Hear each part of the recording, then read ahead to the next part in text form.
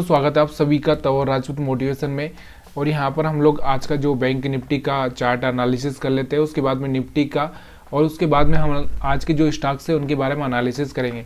अगर आप हमारे साथ शेयर मार्केट सीखना चाहते हैं तो प्लीज़ यार हमारे इस चैनल को सब्सक्राइब करिए, लाइक करिए, शेयर करिए। अगर आपको वीडियो पसंद आए तो ही, अगर नहीं आ रहा है तो वो बात अलग हो जाएगी। तो यहाँ से मैं आपको बहुत सिंपल सी तरीके से समझाने की कोशिश करूँगा। यहाँ पर मेरे पास में कुछ भी नहीं है, यहाँ पर मैं आपको बताता हूँ। सिर्फ दो चीज़ें यहाँ पर आपको देखनी है, एक तो सपोर्ट देखना है और उसके बाद में सपोर्ट के बाद में एक आता है रेजिस्टेंस। ठीक है, दो चीज़ें आपको याद होना चाहिए, सपोर्ट और रेजिस्टेंस। हमने एक वीडियो भी डाला है, अगर आपको पता होगा तो जाकर आप देख सकते हैं। सपोर्ट रेजिस्टेंस आपको पता होना चाहिए। सपोर्ट क्या होता है, जैसे मान लो मैं किसी टेबल के ऊपर खड़ा हूँ तो, या फिर मान लो मैं यहाँ पर धरती पर खड़ा हूँ, धरती मतलब पृथ्वी, आपको पता है अर्थ पर मैं खड़ा हूँ, तो यहाँ पर मेरा अर्थ क्या हो गया, मेरा सपोर्ट हो चुका है। आपको पता होना चाहिए कि हमारा जो धरती है वो हमारा क्या हो गया, सपोर्ट हो गया, क्योंकि हम इस पर खड़े होते हैं। और अगर मान लो मैं यहाँ पर आसमान में उड़ना चाहता हूँ तो ये आसमान मेरे लिए क्या हो गया, रजिस्टेंस का काम रजिस्टेंस समझ सकते हैं आप। या फिर आप किसी टेबल को भी समझ सकते हैं कि कोई टेबल है, मान लो यहाँ पर कोई टेबल है, आपको ये समझ में आ रहा होगा, ये टेबल है और टेबल के ऊपर अगर आप खड़े हो रहे हो तो यहाँ से ये टेबल आपके लिए क्या हो गया, रेजिस्टेंस हो गया।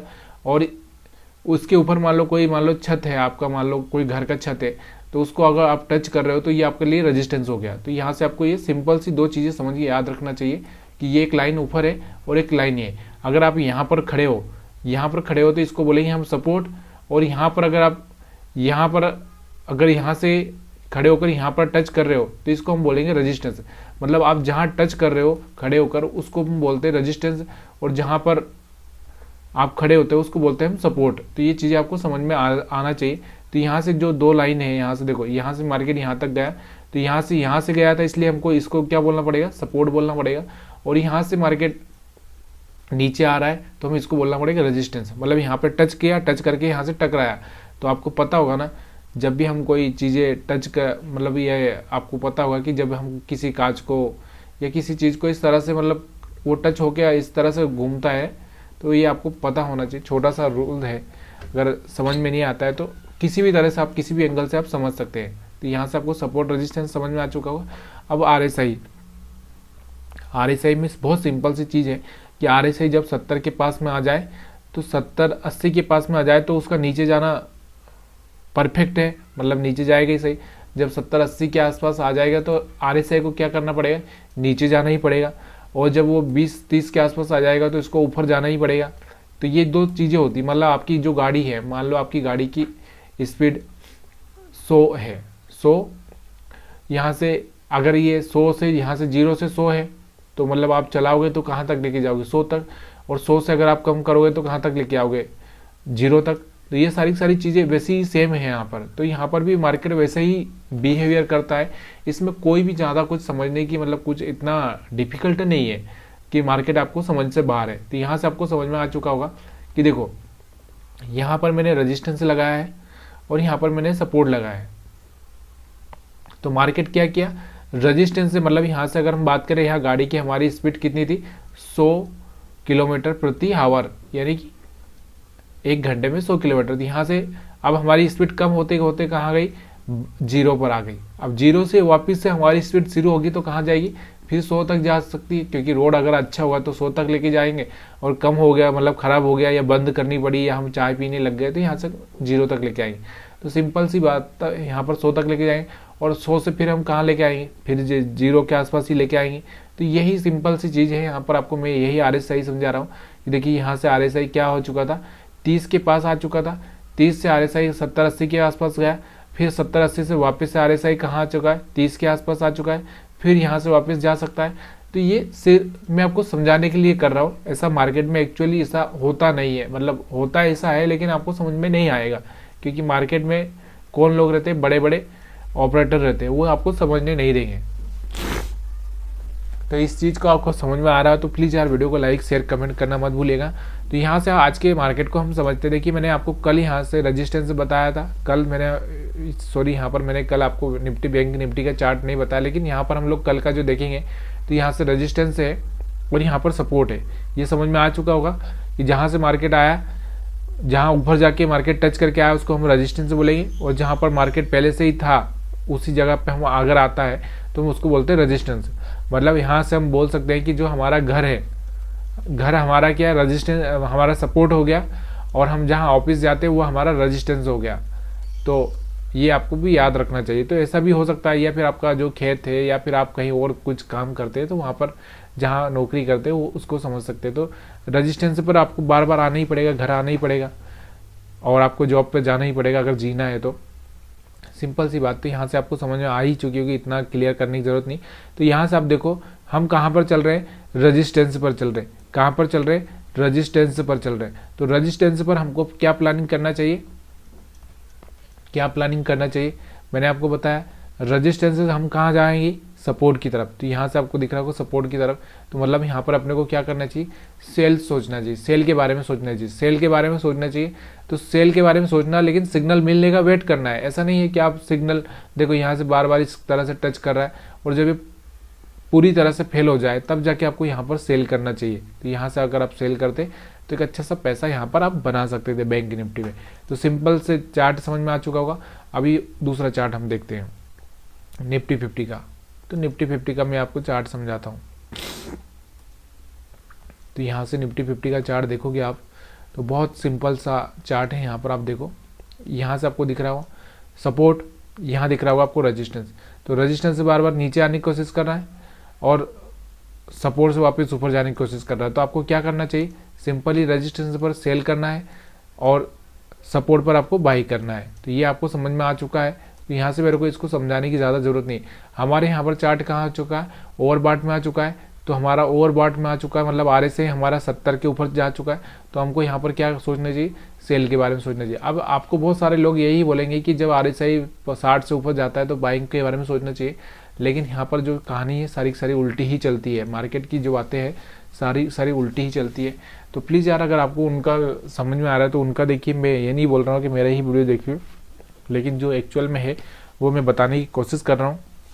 यहाँ पर कोई बाइंग सेलिंग की चीज़ें हम नहीं कर रहे, सिर्फ हम यहाँ पर सीखने के हिसाब से वीडियो बना रहे हैं। तो प्लीज़ यार लर्निंग करिए, लर्निंग के बारे में सोचना है कि अर्निंग कैसे करना है, ठीक है। तो यहाँ से आपको समझ में आएगा, यहाँ से आपको सेल करना है। निफ्टी 50 का 5 मिनट का चार्ट है, यहाँ से भी आपको सेल करना है। तो यहाँ से भी आप सेल कर सकते हैं, लेकिन यहाँ पर हमारे सपोर्ट पर आया ही नहीं, मतलब 30 के आसपास आया नहीं, तो बाय तो हमको करना ही नहीं है। तो वीडियो देखने के लिए आप सभी का बहुत बहुत धन्यवाद है।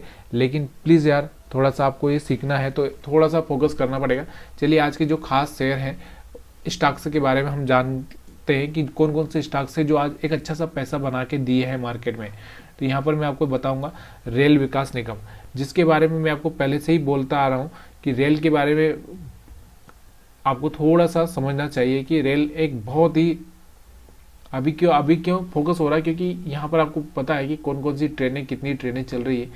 तो रेल विकास निगम का चार्ट देखिए। तो यहाँ से आप देखो किस तरह से ये स्टॉक भागते ही जा रहा है, भागते ही जा रहा है। और मैं यही बोल रहा हूँ कि जब तक ये स्टॉक कहीं रुक ना जाए, कोई अच्छा सा रेड कैंडल ना बना दे, तब तक आपको इसमें बने रहना है।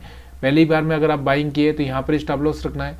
फिर जब आपको ये कैंडल बन जाए तो यहाँ पर अपना स्टॉप लॉस यहाँ पर लाना है। फिर यहाँ पर ये बन जाए तो उसके बाद यहाँ पर लाना है।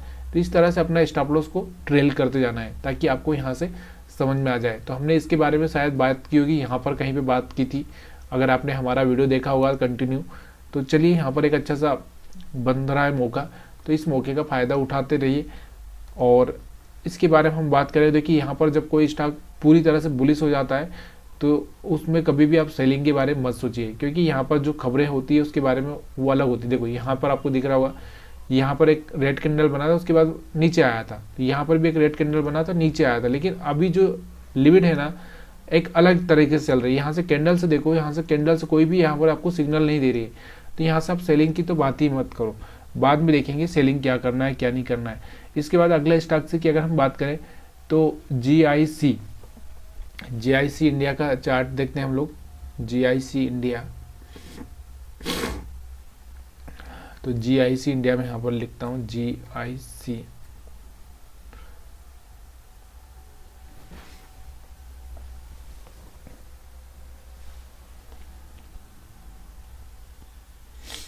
यहाँ पे GIC इंडिया की अगर हम बात करें तो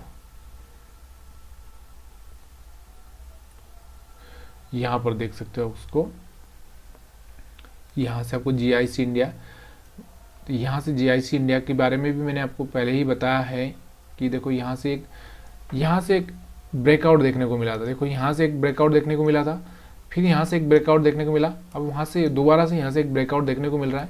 तो आप इस पर नज़र बना के चल सकते हैं। ये इंट्राडे के लिए आपको कल भी आपको सोचना है, कल तो वैसे मार्केट खुलेगा नहीं, लेकिन आने वाले सेशन में आपको ये सोचना है कि मार्केट ने फिर से अपना जो एक रेजिस्टेंस था, जहाँ से ये बार बार फेल हो रहा था, उस रेजिस्टेंस को ब्रेक कर दिया है। इसने यहाँ पर ब्रेक कर दिया। देखिए एक चीज़ का आप याद रखना कि देखो निफ्टी 50 और बैंक निफ्टी में ना सारा अपोजिट चलता है, और स्टॉक में अपोजिट चलता है कि यहाँ से कोई रेजिस्टेंस ब्रेक किया है मतलब स्टॉक ने, तो वो ऊपर जाने के चांसेस होते हैं। लेकिन जब बैंक निफ्टी में यहाँ ज़्यादातर ये केसेस होता है कि निफ्टी में कि वहाँ से रेजिस्टेंस ब्रेक करता है तो यहाँ नीचे आने का चांसेस होता है। तो इसलिए थोड़ा सा स्टॉक्स और ये निफ्टी 50 बैंक निफ्टी थोड़ा सा अपोजिट होता है, इसलिए आपको याद रखना है कि कहाँ पर कौन सी कंडीशन आपको अप्लाई करना है। उसके बाद में हम बात करते हैं हड़कों के बारे में। तो हड़कों के बारे में मैंने आपको बताया ही है, हड़कों के बारे में भी हमने बहुत बात की है वीडियो में। अगर आप पुराने वीडियो देखते आए होंगे तो आपको पता ही होगा, और नहीं देखे होंगे तो प्लीज़ यार जाकर देख लीजिए। तो हड़कों के बारे में हम लोग देखें यहाँ से, तो हड़कों के बारे में भी आप देख सकते हैं। यहाँ से हड़कों ने क्या किया था, यहाँ से हड़कों ने एक अच्छा सा ब्रेकआउट किया है, यहाँ से आपको दिख रहा होगा। तो यहाँ से एक ब्रेकआउट किया है, तो यहाँ से एक अच्छी सी बाइंग हुई है इसमें, और आगे भी बाइंग हो सकती है। अब ये 100% है कि नहीं, ये तो आप ये बोलना किसी भी मार्केट के बारे में, किसी भी स्टॉक के बारे में बहुत मुश्किल है। तो प्लीज़ यार इस रिस्क को समझना ज़रूरी है आपको। उसके बाद में हम बात करते हैं आरती इंडस्ट्री की। अगर हम बात करें तो आरती के बारे में, तो आरती इंडस्ट्री की अगर हम बात करें तो यहाँ से आप देख सकते हो आरती इंडस्ट्री, आरती ड्रग्स, ये सब एक अच्छा सा लेवल नीचे जाकर देखो। यहाँ से मैंने आपको हमेशा एक ही बात बोलता हूँ कि जब भी RSI 30 के आसपास आता है तो यहाँ से एक बाइंग जोन होता है यहाँ से। तो यहाँ से इसको 450 के आसपास अगर आप बाइंग करते तो यहाँ से अभी 650 से ऊपर चल रहा है, 700 के पास में चल रहा है स्टॉक। और हमारा जो अगर प्राइस एक्शन वाला वीडियो देखा होगा तो आपने ये भी देखा होगा कि यहाँ से एक ब्रेकआउट होता है, यहाँ से इस ब्रेकआउट से ही मार्केट में एक बाइंग आती है। तो वो आप प्राइस एक्शन के हिसाब से भी आप एनालिसिस कर सकते हो। तो ये सारी चीज़ें आपको याद रखनी चाहिए। अब ये कहाँ तक जाएगा अभी हम लोग इसका अंदाज़ा नहीं लगा सकते, क्योंकि पहला टारगेट इसका ये था, ये वाला टारगेट पूरा हो गया, ये वाला होगा, फिर ये वाला होगा, फिर ये वाला होगा। तो इस तरह से आगे जाने के चांसेस हो सकता है। लेकिन किसी भी चीज़ को आप 100% ले लोगे शेयर मार्केट में तो ये आपके लिए सबसे बड़ा हानिकारक हो सकता है। तो यहाँ से आपको ये समझ में आ रहा होगा, तो यहाँ से आपको समझ में आ चुका होगा। तो यहाँ से आपको पता ही होना चाहिए कि इंश्योरेंस वाले स्टॉक्स और उसके बाद में यहाँ पर जितने भी स्टॉक्स हैं हमारे रेलवे वाले हैं, और अभी हम लोगों को आगे जो फोकस करना है जैसे 52 वीक हाई वाले स्टॉक्स पर फोकस करना है। तो 52 वीक वाले स्टॉक से जो आपको पता होना चाहिए कि यहाँ पर 52 वीक में जो चल रहे थे वो यही है कि जो वापस से पहले बढ़ चुके थे वहीं कहीं ना कहीं अपना ब्रेकआउट देने की कोशिश कर रहे हैं, कहीं ना कहीं आगे निकलने की कोशिश कर रहे हैं। हड़कों के बारे में मैंने बताया। हम एक जेके पेपर के बारे में बात करते हैं। जेके पेपर का चार्ट हमने पहले कभी देखा नहीं है, तो आज हम लोग उसका भी चार्ट देख लेते हैं। तो यहाँ से जेके पेपर का अगर हम देखें तो जेके पेपर में अगर देखें तो यहाँ से भी एक अच्छा सा ब्रेकआउट आया है। तो यहाँ से आप इसको आगे चल के देख सकते हैं, इस स्टॉक पर आप नज़र बना के रख सकते हैं, क्योंकि इसका चार्ट थोड़ा सा देखने में तो ठीक लग रहा है। तो इसलिए आपको देखिए ये 100% किसी भी चीज़ में कंफर्म नहीं है। तो यहाँ से आपको आगे चल के इस पर फोकस करना ही है। तो यहाँ से अगर अच्छा सा एक पहला टारगेट अपना यही होगा, ये लाइन 450 का, उसके बाद इसको ब्रेक करता है तो इसके बाद में इसके पास में आगे के बहुत सारे टारगेट हो सकते हैं, इजीली आपको देखने को मिल सकते हैं। क्योंकि यहाँ से आप देखोगे तो इसको यहाँ से इसका एक यहाँ से बार बार रिजेक्शन ले रहा था, अगर इस बार रिजेक्शन नहीं लिया और बड़ा कैंडल बना दिया तो यहाँ से 500 तक के टारगेट आपको आसानी से देखने को मिल सकते हैं। तो वीडियो देखने के लिए आप सभी का बहुत बहुत धन्यवाद।